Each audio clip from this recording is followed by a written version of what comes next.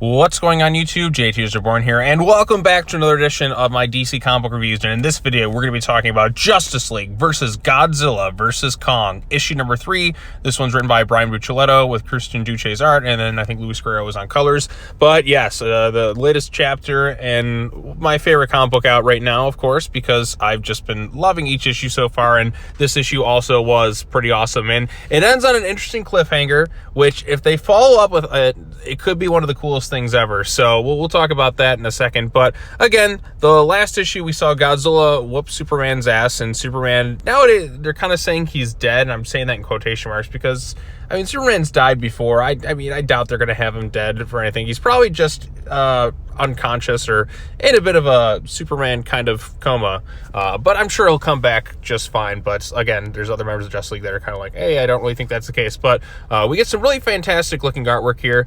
All sorts of Titans are still rising up all over the world. Flash is in Central City dealing with Scylla. Supergirl kind of comes in to help aid, and she hears about Superman. Godzilla's here unleashing hell, and there's some fantastic looking artwork. Atom Smasher tries to fight Godzilla using his size in that, but of course Godzilla is just way too powerful and just kicks the crap out of him. If he can beat Superman, he can take down Atom Smasher, and Shazam tries to stand up against him and all that stuff with the help of Supergirl. And they got him knocked down temporarily, but you can't keep a good lizard down, and Godzilla, I'm sure, will be back shortly.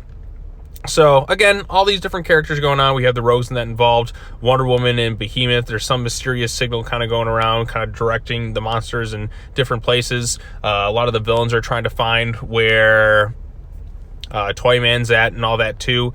And like I said, Flash is doing his best to kind of take care of Scylla. We get some more of the Titans' abilities, and like I said, this artwork is probably the best I've seen of the 3 issues so far.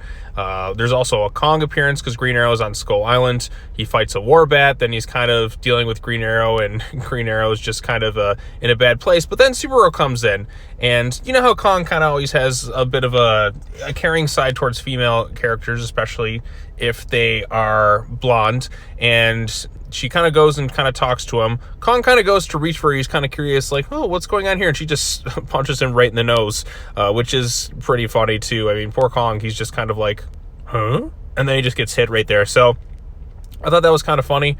And then the big reveal at the end of the issue is Lex Luthor in the desert looking at this thing. Now, if you've seen Godzilla versus Kong, you know that looks exactly like one of Mechagodzilla's eyes, which makes me wonder, is Lex Luthor going to pilot Mechagodzilla in this thing? And if they pull that off, I mean, if you're going to have somebody pilot Mechagodzilla, you might as well have it be Lex Luthor. But is he going to pilot it from Ghidorah's skull? Which, I mean, is Ghidorah going to exist in this thing, or is it just going to be some other variation of Mechagodzilla? But the idea itself of Lex Luthor piloting Mechagodzilla in some sort of capacity, it just sounds too awesome. You can't tease me with that and not follow up with it. I want to see Lex Luthor piloting Mechagodzilla. I mean, I never thought I would say those words out loud. It's a concept I never even thought would be possible or even thought about it until right now. Like, yeah, I mean, if anyone's going to pilot Mechagodzilla, why not have it be Lex Luthor? I mean, he's got a massive ego. He's a narcissist, and he always wants to put himself above everything else. And why wouldn't he pilot Mechagodzilla? That just seems like a match made in heaven. And for this storyline, I think that's really exciting. So, again, this issue was fantastic as always. Great looking artwork, the best it's looked of the 3 issues so far. And various Titans get some of their abilities all across the world. The whole league is involved in this thing, and it ends on a cliffhanger, which has me really excited because that looks exactly like Mechagodzilla's eye from Godzilla vs. Kong.